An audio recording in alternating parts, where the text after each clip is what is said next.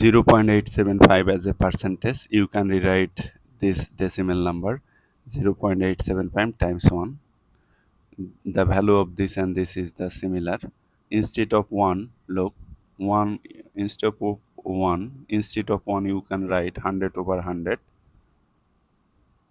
0.875 times 100 over 100.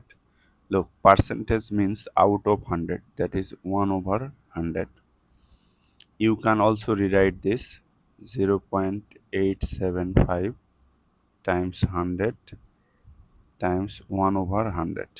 Now 1 over 100 means percent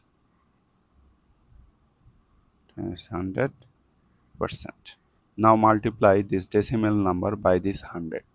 Look, 10 to the power 1 means 10, 10 to the power 2 means 100. These are called 10, 100, these are called power of 10.